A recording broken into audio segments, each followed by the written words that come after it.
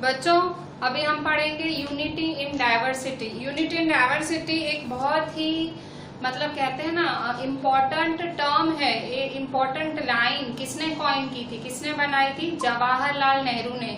जवाहरलाल नेहरू ने एक लाइन दी थी हमको, unity in diversity.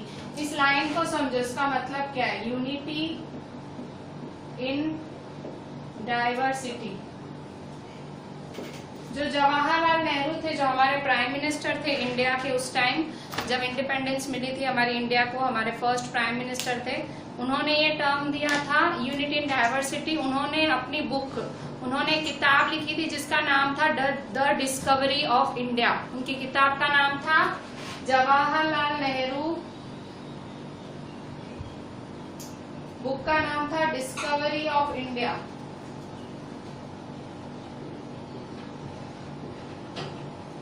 Discovery of India में जवाहरलाल नेहरू ने ये टर्म दिया था यूनिटी इन डाइवर्सिटी। यूनिटी का मतलब एकता, यूनिटी का मतलब एकता। भाई हम सब एक हैं, ठीक है, हम सब झगड़ा नहीं करते हैं, हम सब एक दूसरे का कल्चर मानते हैं। अगर आप अलग कास्ट के हो, मैं अलग कास्ट की हूँ, तीसरा लड़का अलग कास्ट का है, तो हम सब एक दूसरे की कास्ट की रिस्पेक्ट करते हैं, अगर हम सबकी इज्जत करते हैं, दैट इज यूनिटी। यूनिटी मतलब अलग अलग लोग एक साथ एक दूसरे को इज्जत देके चले। डाइवर्सिटी, यूनिटी मतलब एकता, यूनिटी का मतलब एकता होता है, ठीक है, और डाइवर्सिटी का मतलब विविधता। विविधता मतलब डिफरेंट, मतलब विविधता में एकता। सब अलग अलग हैं पर फिर भी हम सब एक हैं। हम सब अलग अलग हैं फिर भी हम सब एक हैं।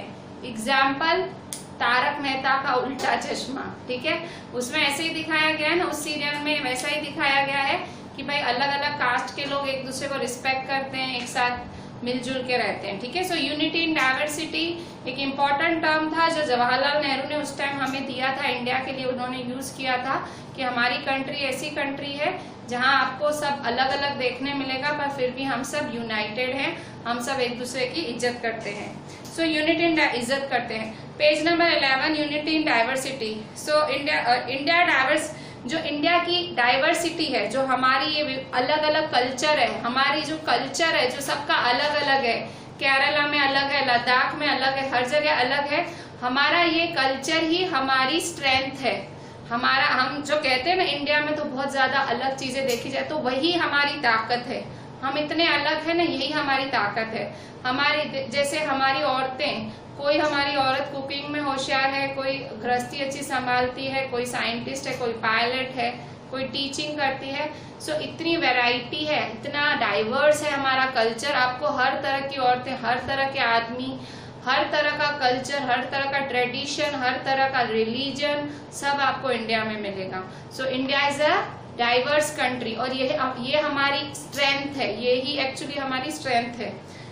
जब ब्रिटिश इंडिया में राज करने आए, जब ब्रिटिश इंडिया में राज कर रहे थे, 100 साल ब्रिटिशर्स राज करके गए, ब्रिटिशर्स मतलब अंग्रेज जब इंडिया में 100 साल राज करके गए तो उन्होंने देखा कि भाई जो औरतें और मर्द हैं वो सारे अलग अलग कल्चर से आते हैं, वो अलग अलग धर्म से आते हैं, अलग अलग सब जगहों से आते हैं, पर सब साथ में आके सबने उनको अपोज किया। जब ये ब्रिटिशर्स भागे कैसे? ब्रिटिशर्स जब हमारा पूरा भारत एक हुआ, पूरा भारत देश ने जब इनके खिलाफ नारे लगाए, इनके खिलाफ आवाज उठाई, तब ब्रिटिशर्स भारत छोड़ के भागे।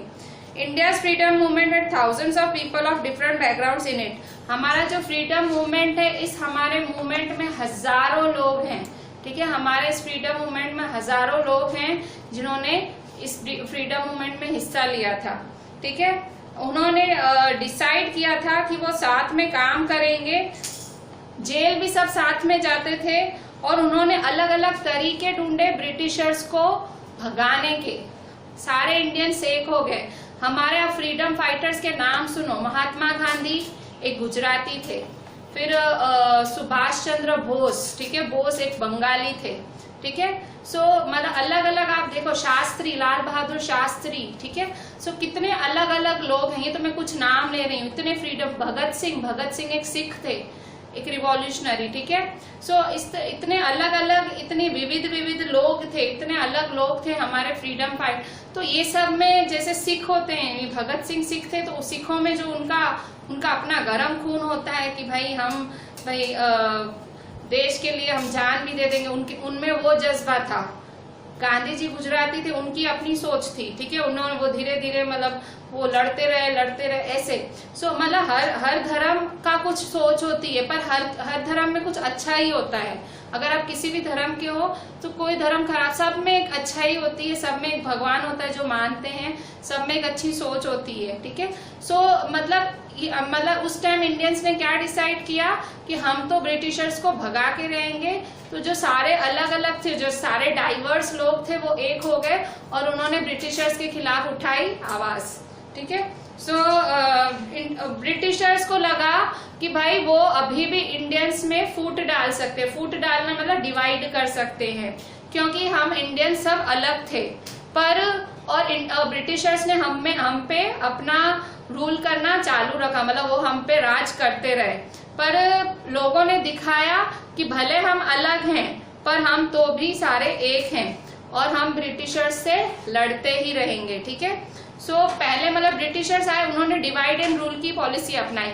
मतलब पहले उन्होंने हमारी डाइवर्सिटी का गलत फायदा उठाया। भाई हम देखा ना, हम सब अलग हैं, उन्होंने हमारे में झगड़े कराए, हिंदू मुसलमानों में, राजाओं में झगड़े कराए, मुगल राजाओं में, हिंदू राजाओं में, बहुत उन्होंने झगड़े कराए पॉलिसी से। पर अब इंडियन समझ गए थे कि अगर हम और झगड़े करेंगे तो ये पूरा मतलब हम कभी जाएंगे ही नहीं यहाँ से। सब इंडियंस हो गए एक, सबने यूनिटी दिखाई। उस टाइम यूनिटी कहाँ से दिखाई? अंदर से आई। उनको अंदर से लगा कि अब हम कितना गुलाम बने रहेंगे, हमको कितना सहन करना पड़ेगा। सबको अंदर से आजादी की भावना आई। आप में कोई यूनिटी जगा नहीं सकता। मैं आपको 4 बार बोलूं अच्छे बन जाओ, अच्छे बन जाओ, आप नहीं बनोगे जब तक आपको अंदर से फीलिंग ना आए। सो ये यूनिटी भी वैसी फीलिंग है, आपको अंदर से मतलब ये फीलिंग आपको इनर फीलिंग है, ये बिल्कुल इनर डीप इनर फीलिंग है। ये अंदर की भावना है कि भाई हम सब एक हैं, हमें भेदभाव नहीं रखना है, ठीक है। सो फिर यहाँ देखो पेज नंबर 11 पे एक पूरी पोयम लिखी हुई है, don't forget the days of blood of friend. ये वाली पोयम एक्चुअली एक गाना है। आपने एक जलियांवाला बाग का इंसिडेंट सुना होगा। उस टाइम जब ब्रिटिशर्स राज कर रहे थे हमारे इंडिया में, सो हमारे जो इंडियंस थे वो अब मीटिंग्स करने लगे थे, वो एक दूसरे से मिलके प्लानिंग करने लगे थे कि ब्रिटिशर्स को कैसे भगाएं। अब ब्रिटिशर्स उस टाइम थोड़ा डर गए थे, अंग्रेज डर गए थे कि भाई ये तो हमें भगा देंगे, ऐसे मीटिंग करेंगे, प्लानिंग करेंगे।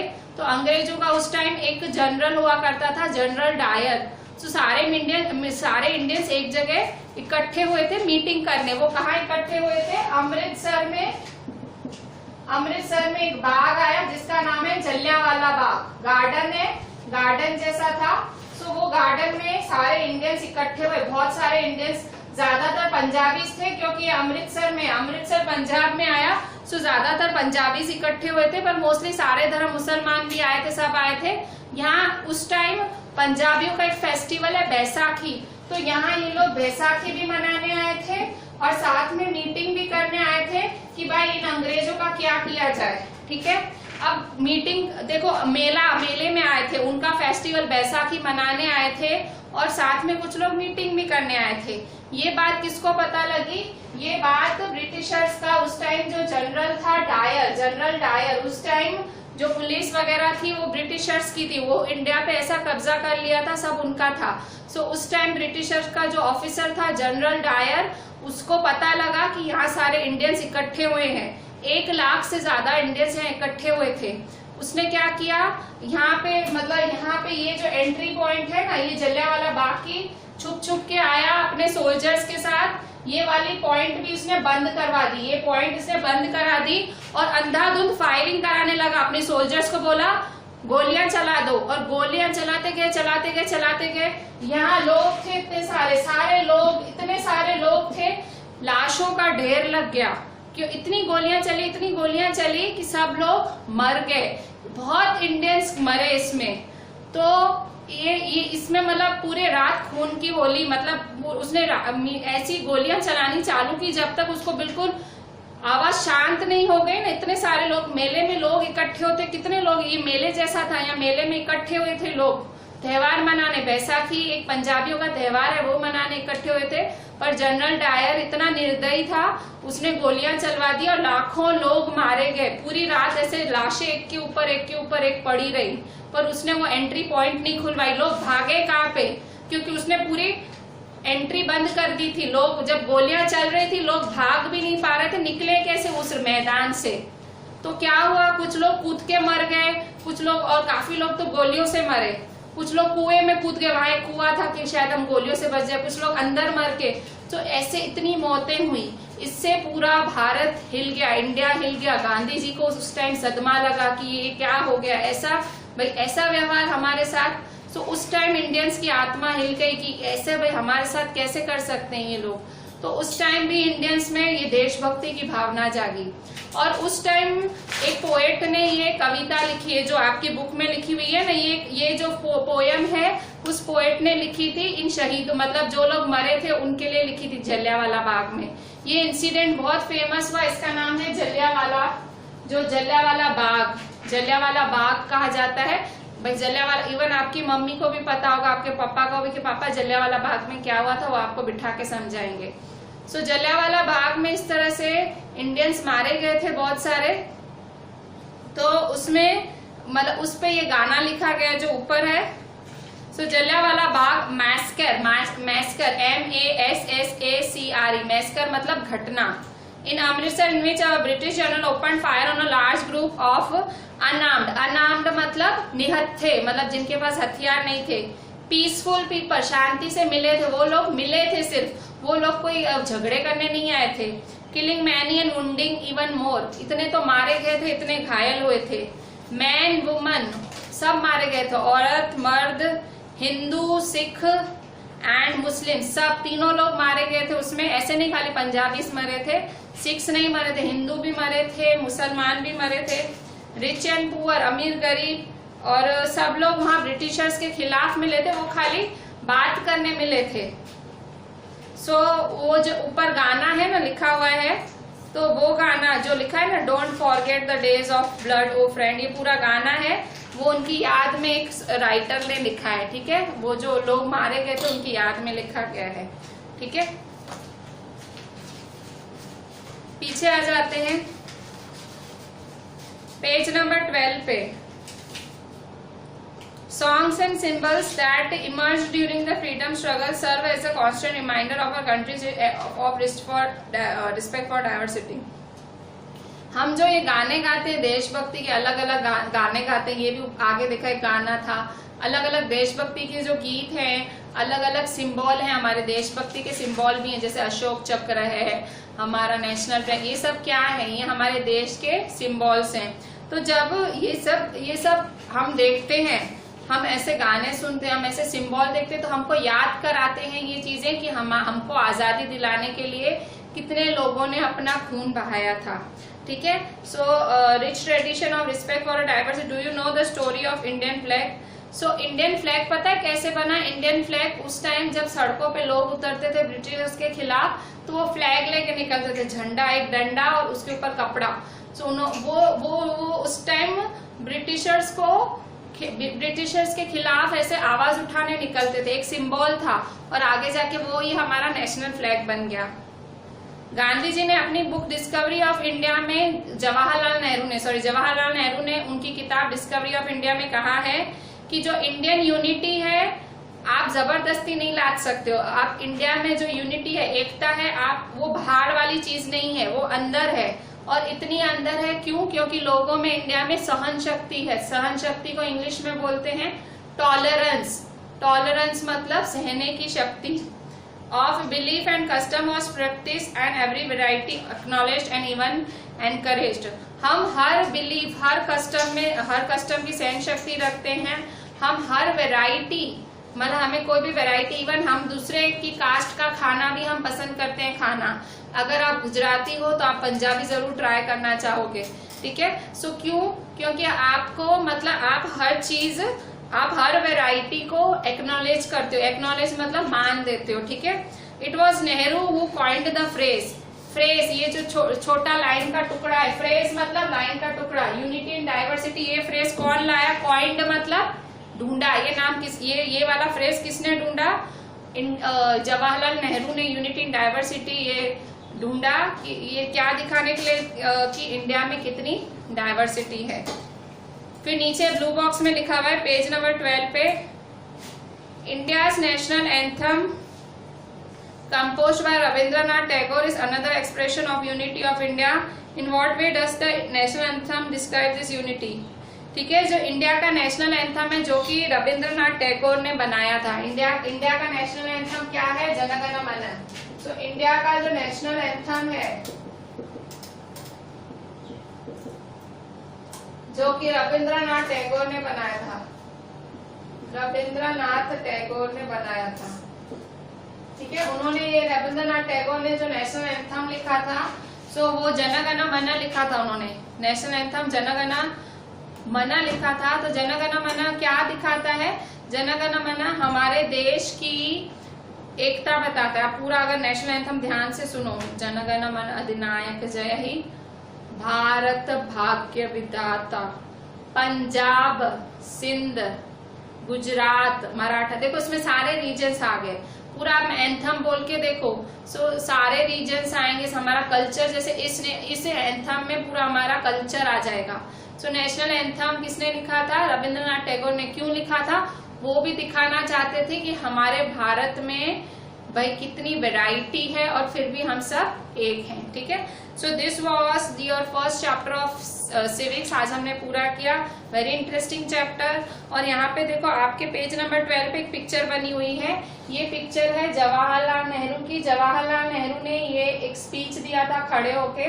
ये स्पीच इन्होंने जब हमारा भारत आजाद हुआ था और वो भारत का पहले प्रधानमंत्री बने थे, तो यहाँ खड़े होके उन्होंने हम सब भारतीयों को स्पीच दी थी, ठीक है। सो और आगे भी पिक्चर्स हैं बहुत सारी। यहाँ देखो पेज नंबर 10 पे, यहाँ देखो, यहाँ लद्दाख में ये पश्मीना शॉल बनाई जा रही है। यहाँ नीचे केरला में चाइनीज नेट्स बनाई जा रही हैं। हमने लद्दाख और केरला का पढ़ा था। फिर यहाँ पे केरला में एक और बोट रेस होती है, उनका एक ओनम फेस्टिवल होता है। जैसे हमारे भी बहुत सारे दिवाली वगैरह फेस्टिवल्स होते हैं, केरला वालों का ओनम होता है। मेरे ख्याल से उनका शायद नया साल होता है, मुझे आइडिया नहीं है। पर यहाँ देखो, ये यहाँ बोट रेस करते हैं इस फेस्टिवल में, ठीक है। मतलब ये हमारा कल्चर देखो कितनी है, इस फोटो से आप देख सकते हो ये हमारा कल्चर है, ठीक है। सो इस तरह से आज हमने ये चैप्टर खत्म किया। अब हम इसकी पहले एक्सरसाइज में देखते हैं, कुछ करने लायक है करें, नहीं तो फिर हम एक्स्ट्रा क्वेश्चंस कर लेंगे, ठीक है। सो आप पेज नंबर 12 पे फर्स्ट क्वेश्चन देखो। पहला क्वेश्चन है, draw up a list of different festivals celebrated in your locality which are shared by members of different regional and religious communities.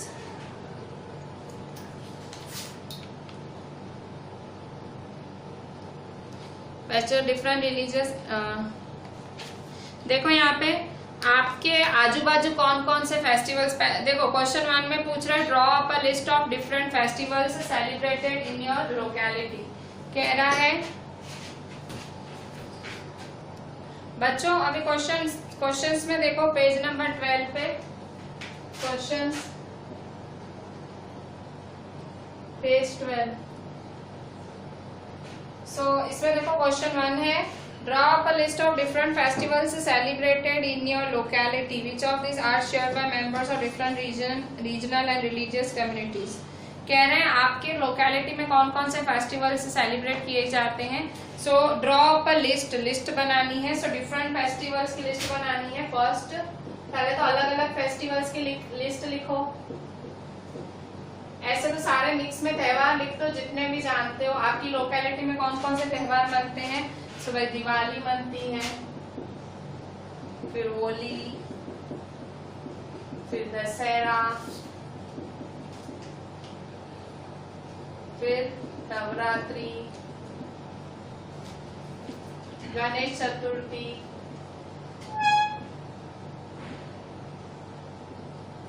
ठीक ठीक है।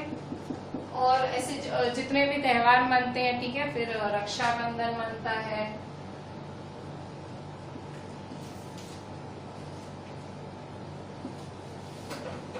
इसके बाद जन्माष्टमी, ठीक है। क्रिसमस भी कुछ लोग मनाते हैं, क्रिश्चियन केरला के जो होते हैं यहाँ पे क्रिसमस, ठीक है। तो इस तरह से ये सारे त्योहार मनते हैं, एक्सेट्रा और भी बहुत सारे होंगे, ठीक है। अगर आजू बाजू मुसलमान रहते हैं तो ईद भी मनेगी, ठीक है। सो ईद भी मन सकती है, ईद, ठीक है। सो हिंदू, मुस्लिम, सिख, ईसाई सारे त्योहार, सिख आप लोहरी लिख सकते हो, लोहरी, फिर उत्तरायण, ठीक है। सो इतने और भी बहुत सारे त्योहार हैं, एक्सेट्रा कर दो। फिर क्या बोल रहा है, which of the celebrations are shared by members of different, और भी लिखो। 12th इंडिपेंडेंस डे, फिर इसके बाद इंडिपेंडेंस डे है, फिर क्या है, रिपब्लिक डे है,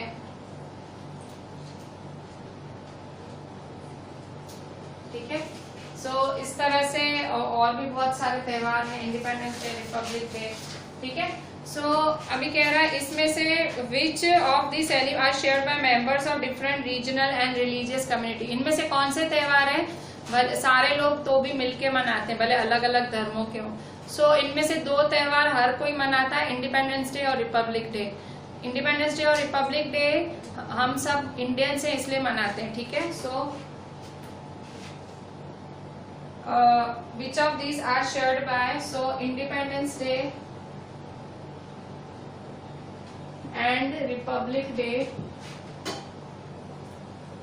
Independence Day and Republic Day are shared by members of different, मतलब हर कोई मनाता है, इसमें कोई धर्म नहीं है, इसमें हर कोई मनाता है। जैसे हिंदू है तो वो दिवाली मनाएगा, वो ईद नहीं मनाएगा। मुस्लिम है तो वो ईद मनाएगा, वो दिवाली नहीं मनाएगा। पर इंडिपेंडेंस और रिपब्लिक डे तो पूरा देश वो दिन पूरा देश सेलिब्रेट करता है। So independence day and republic day are shared by members of different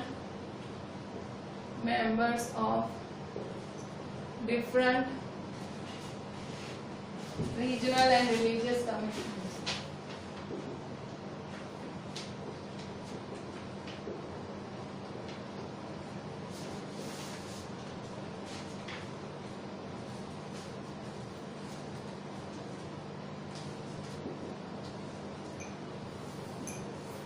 Second, what do you think living in India with its rich heritage of diversity adds to your life?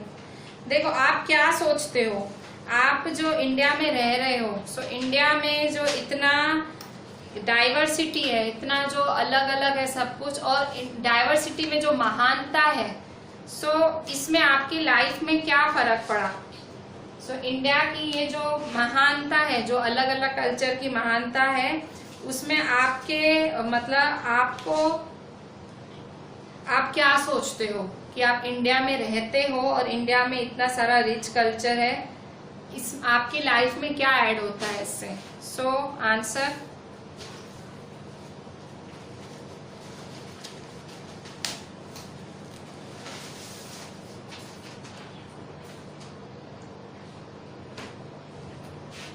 India is a country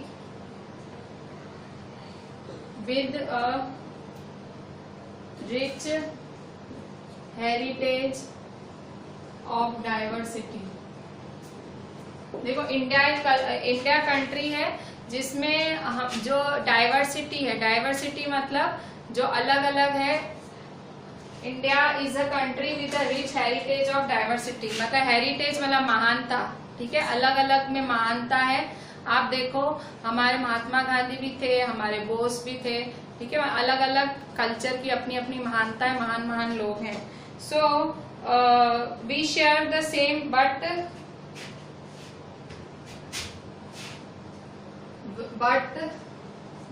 we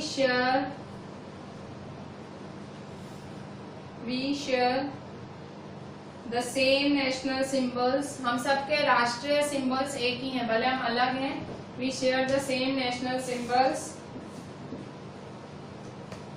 national virtues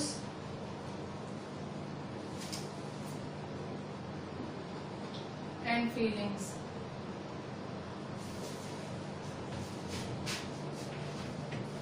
A sense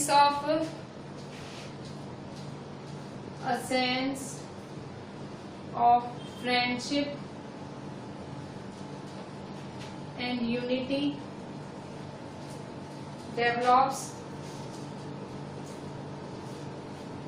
which brings harmony and prosperity। देखो, India country है जिसमें इतनी ज्यादा diversity है, पर हम लोगों we share the same national symbols, हम सबके नेशनल सिंबल्स एक ही हैं। अगर भाई एक हिंदू है, वो कहेगा मेरा राष्ट्र ध्वज, मेरा नेशनल फ्लैग है, इंडिया का ट्राई कलर है, तो एक मुसलमान का भी वही होगा, एक क्रिश्चियन का भी वही होगा। तो हम सबके नेशनल सिंबल्स एक ही हैं। नेशनल वर्च्यूज मतलब हमारी भावना, हमारे अंदर जो भारतीय, हम सब में देशभक्ति की भावना एक ही है। हिंदू में भी वही होगी। जैसे अभी चाइना को हम सब बोल रहे हैं चाइना को भाई हम सपोर्ट नहीं करें, अभी ऐसा चल रहा है ना। अभी कोरोना के बाद भाई देश में हमारे चाइना के साथ हमारे थोड़े व्यवहार खराब हुए हैं, तो हम सब में ये भावना है। ऐसे नहीं कि हम हिंदू है तो हमारे में है, हमारे मुसलमान भाई बहनों में भी यही भावना होगी, क्रिश्चियन भाई बहनों में भी, जो हमारे देश के बाकी भाई बहन है, भाई बहन ही है ना, भाई बहन ही बोलते हैं। आप जो आपके स्कूल में प्लेज कराया जाता है, India is my country, all Indians are my brothers and sisters, हमारे सब भाई बहन हैं। सो जो हमारे सारे अलग अलग कास्ट के या रिलीजन के जो हमारे भाई बहन हैं, उन सब में एक ही वर्च्यू मतलब एक ही भावना है देशभक्ति की। सो नेशनल वर्च्यूज फीलिंग्स, हम सब में फीलिंग्स भी वही हैं हमारे देश के लिए। अ सेंस ऑफ फ्रेंडशिप, हम सब में एक दोस्ती की, एक यूनिटी, दोस्ती एकता की भावना बढ़ती है इससे, ठीक है। अभी चाइना का जैसे मुद्दा चल रहा है, तो एक हिंदू और मुस्लिम ऐसे मिलके बात करेंगी, भाई देख चाइना ने क्या किया, दूसरा के हाँ भाई सच बोल रहा है। सो ये क्या है, हम में एक जो दोस्ती और यूनिटी की भावना आएगी। Which brings harmony and prosperity, harmony मतलब सद्भाव, मतलब हम मिलजुल के रहेंगे, प्रॉस्पेरिटी मतलब हमारा देश और फलेगा फूलेगा। फिर थर्ड क्वेश्चन है, do you think the term unity in diversity is an appropriate term to describe India. ये जो हमको जवाहरलाल नेहरू ने या हमारे भारत के लिए टर्म दिया है यूनिटी इन डाइवर्सिटी, क्या ये सही है? What do you think Nehru is trying to say about Indian unity in the sentence quoted above from his book The Discovery of India? जो जवाहरलाल नेहरू ने यूनिटी ऑफ डाइवर्सिटी का term दिया है, इसका मतलब क्या है, क्या वो सही है, वो क्या बोलना चाहते हैं जवाहरलाल नेहरू? सो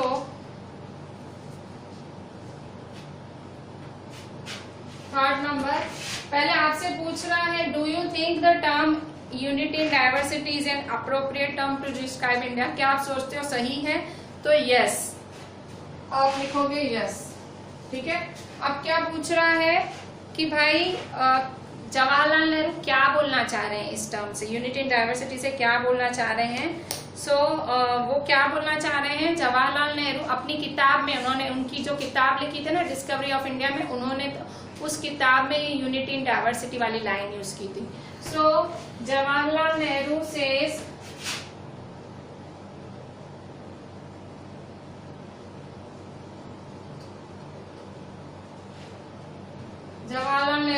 that Indian unity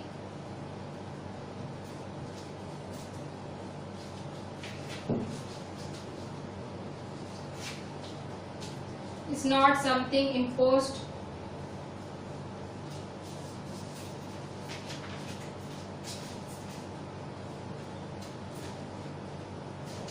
from the outside,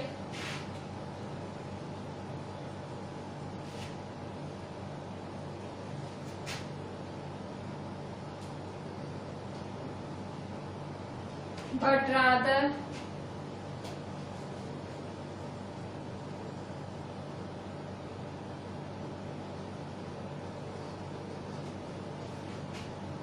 it was something deeper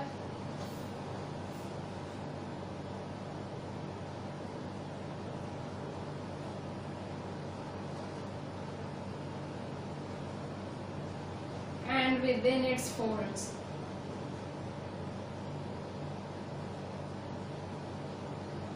The widest tolerance of belief and custom.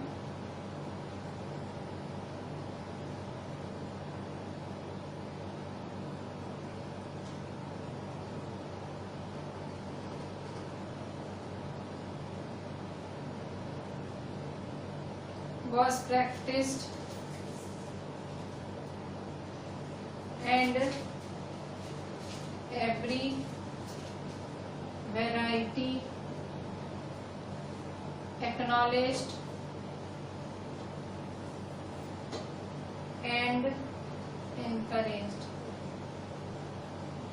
तो क्या जवाहरलाल नेहरू ने ये टर्म यूनिटी इन डाइवर्सिटी दिया था? क्या बताना चाह रहा है ये टर्म? तो जवाहरलाल नेहरू इस टर्म से क्या बोलना चाह रहे हैं?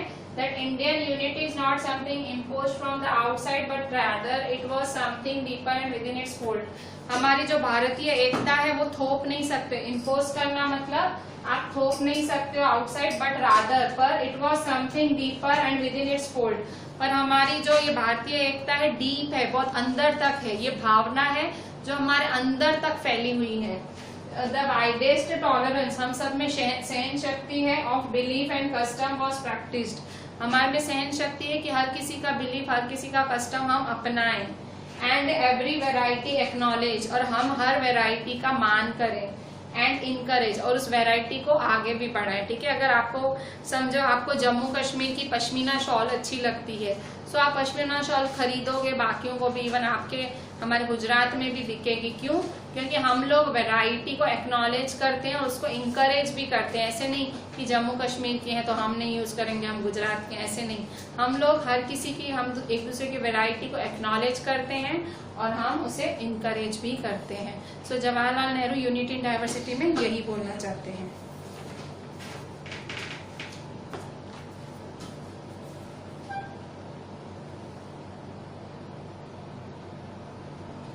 फोर्थ नंबर क्वेश्चन है, underline in the poem song after the Jallianwala Bagh massacre which according to you reflects India's essential unity.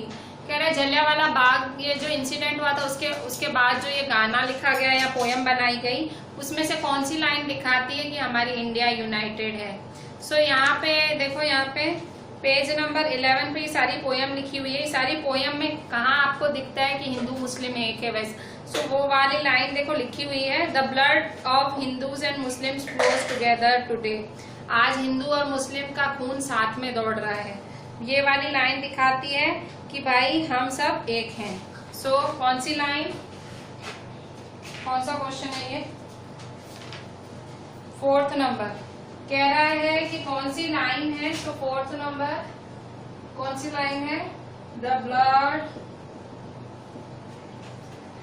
of Hindus and Muslims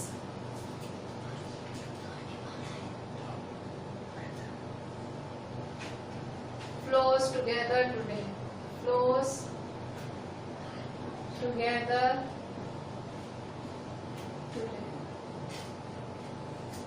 ठीक है, ये वाली लाइन दिखाती है कि भाई, ये पोएम में ये वाली लाइन दिखाती है कि हम लोग भाई एकता दिखाती है हमारी. फिफ्थ नंबर है, choose another region in India and do a similar study of the historical. कह रहे जैसे आपने क्वेश्चन पाया भाई, जैसे आपने केरला और जम्मू कश्मीर के बीच में स्टडी की, केरला और लद्दाख के बीच में स्टडी थी, वैसे आप कोई और दो राज्यों के बीच में स्टडी करो. तो आप कोई भी राज्य ले सकते हो भाई. जैसे गुजरात ले लो, हम गुजरात में रहते हैं, और उसके सामने पंजाब ले लो भाई. गुजरात और पंजाब में क्या है? सो अगर ये खैर क्वेश्चन पार काम का नहीं है, चलेगा, क्वेश्चन पार रहने ही दो.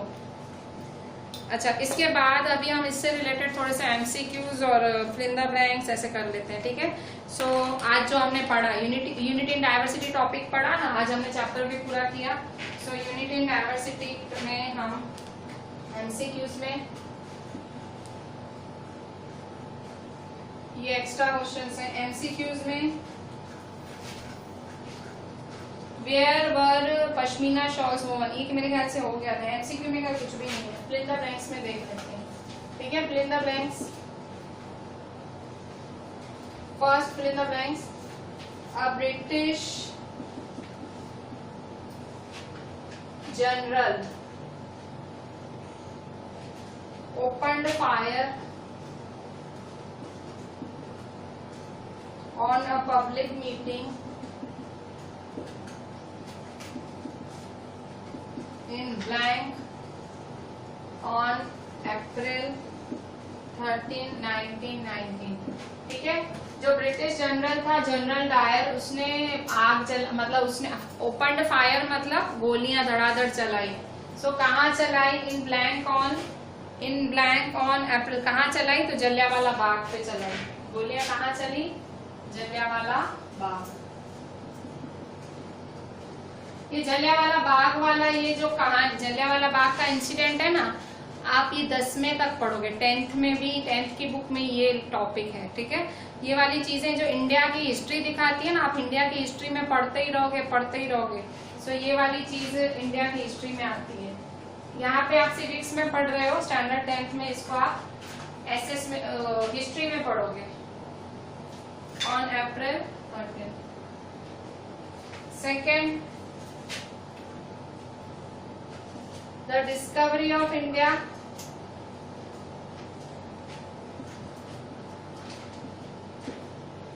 is a book written by, discovery of India किसने लिखा है? सो डिस्कवरी ऑफ इंडिया लिखा है जवाहरलाल नेहरू ने। जवाहरलाल नेहरू। अच्छा, ये वाला जलियांवाला बाग का इंसिडेंट कब हुआ था? अप्रैल 13, 1919 में हुआ था। ठीक है, अच्छा फिर ट्रू और false. Right, P for true और F for false। So true और फॉल्स में फर्स्ट है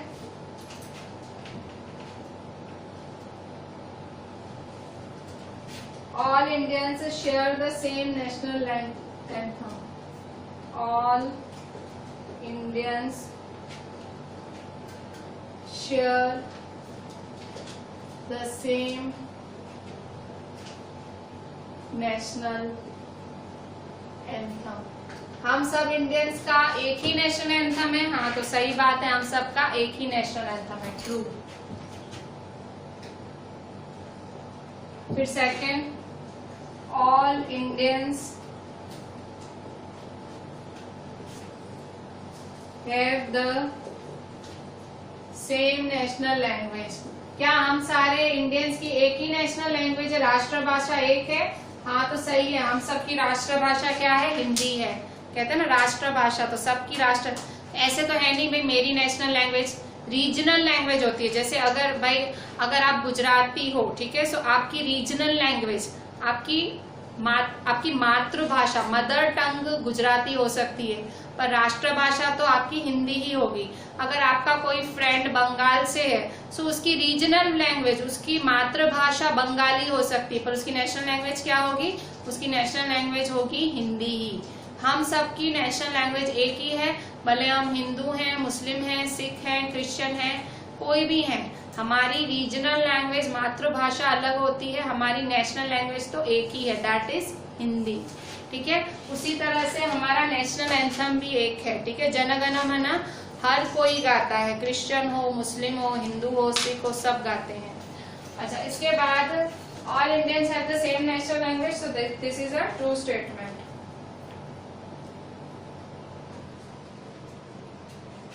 third, all Indians speak the same language.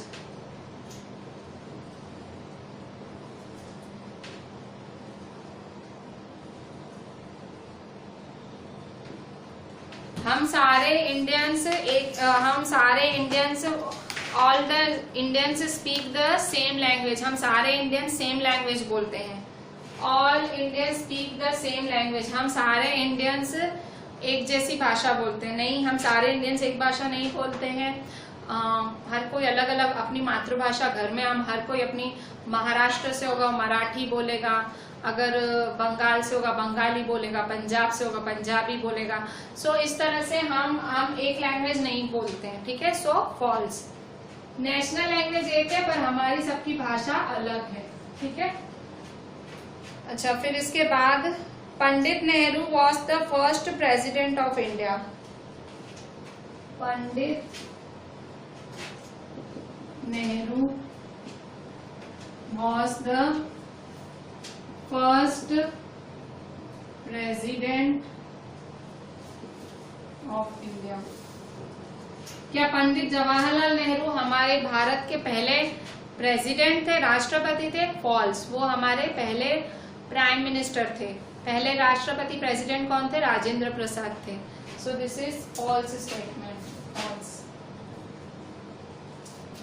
ठीक है, हम प्रेसिडेंट नहीं, हमारा प्राइम मिनिस्टर थे। ठीक है, वो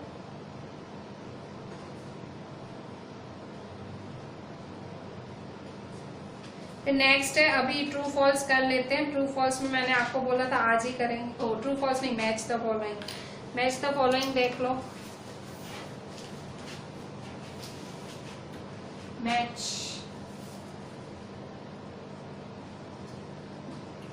मैच द फॉलोइंग है। सो यहाँ देखो कॉलम ए में, यहाँ लद्दाख, केरला, अमृतसर, रविंद्रनाथ टैगोर,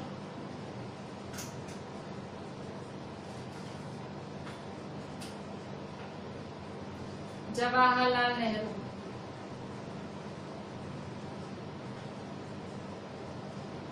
ठीक है, फिर दूसरी साइड है the discovery of India,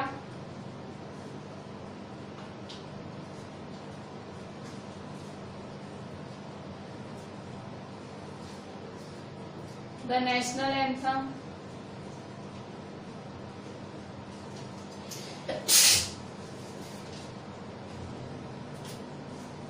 Jallianwala Bagh,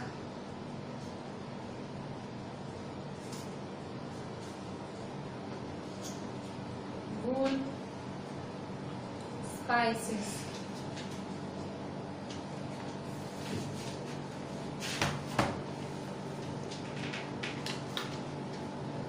देखो यहाँ पे लद्दाख में क्या पाया, अब लद्दाख में पश्मीना शॉल तो मतलब वूल। फिर केरला में स्पाइसेस बनाए जाते हैं। अमृतसर कहाँ, जलियांवाला बाग कहाँ आया? अमृतसर में। फिर रविंद्रनाथ टैगोर ने क्या किया था? डिस्कवरी ऑफ इंडिया किताब लिखी थी। और जवाहरलाल नेहरू ने क्या किया था? नहीं, रविंद्रनाथ टैगोर ने नेशनल एंथम लिखा था, जन गण मन लिखा था। ठीक है, रविंद्रनाथ टैगोर ने क्या लिखा था? जन गण मन, नेशनल एंथम। जवाहरलाल नेहरू ने किताब लिखी थी। ठीक है, सो यहाँ आपको गुच्चड़ मुच्चड़ लग रहा होगा तो मैं सही आंसर लिख देती हूँ। लद्दाख का आंसर क्या है? लद्दाख का आंसर है वूल। ठीक है, फिर केरला का आंसर है स्पाइसेस। फिर अमृतसर का आंसर है जलियांवाला बाग। रविंद्रनाथ टैगोर का आंसर है नेशनल एंथम।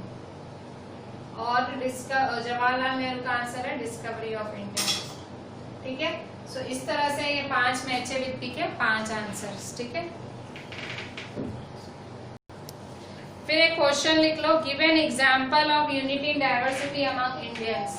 ठीक है, हम give an example of unity in diversity among Indians. हमारे इंडियंस में जो विविधता में एकता है उसका एक एग्जाम्पल लिखो। तो कौन सा एग्जाम्पल है वो? All Indians share the same national pride of having India as their motherland. हम सब में गर्व है कि हम भारत माता में, भाई भारत माता हमारी माता है। ठीक है, सो हम सब भारत माता को, भारत माता भले वो हिंदू हो, मुस्लिम हो, सिख हो, तो ये हम सब में गर्व की बात है। So all Indians share the same national pride of having India as their motherland। ठीक है, सो यूनिटी एंड डाइवर्सिटी का एग्जाम्पल क्या है? हम सब में प्राइड मतलब गर्व है हमें हमारी भारत माता पे। मदरलैंड मतलब भारत माता, हमें इंडिया हमारी भारत माता है, हम सबको वही गर्व की फीलिंग आती है। इंडिपेंडेंस डे हो, रिपब्लिक डे हो, कैसे हमारे मन में गर्व भरता है कि हम इंडियंस हैं, ठीक है। हमारे में कितनी फीलिंग्स ऐसी आती हैं, तो आप में अकेले में नहीं आती हैं, पूरी देश में आती है वो फीलिंग, ठीक है। तो नेक्स्ट क्वेश्चन है how was the Indian flag used during freedom struggle? हमारा जो भारतीय ध्वज था, how was Indian flag used during the freedom struggle?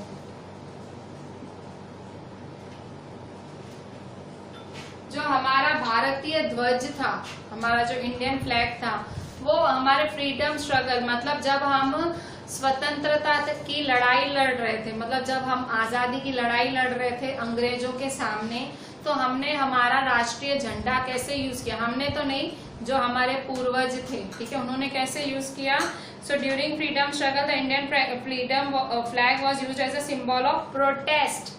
Protest मतलब हम तुम्हारे खिलाफ हैं, सारे इंडियंस वो भारतीय झंडा लेके निकलते थे ब्रिटिशर्स के खिलाफ कि हम तुम्हारे खिलाफ, ऐसे फहराते थे। सो during freedom struggle the Indian flag was used as a symbol of protest against the British। हम लोग उसको एक सिंबल, एक निशानी के तौर पे यूज करते थे ब्रिटिशर्स के खिलाफ। प्रोटेस्ट मतलब खिलाफ। क्या यूज करते थे? Indian national flag. क्या दिखाते थे? इंडियन नेशनल फ्लैग कि भाई चलो भागो। जब भी जैसे देखो कोई भी कुछ भी हम किसी के खिलाफ होते हैं तो हम कुछ एक जैसा, जैसे आप भाई काले कपड़े किसी दिन साथ में पहन लेते हो, ठीक है भाई, किसी को अपना गुस्सा दिखाने का आप फ्रेंड्स नहीं मिलकर डिसाइड करते हो कि आज ये कपड़े पहनेंगे, आज ऐसा करेंगे, ठीक है, वैसे। सो ब्रिटिशर्स के खिलाफ इंडियंस ने भी नेशनल फ्लैग यूज किया था। So here we are ending our this very first chapter of civics, write each and everything and WhatsApp me. Thank you.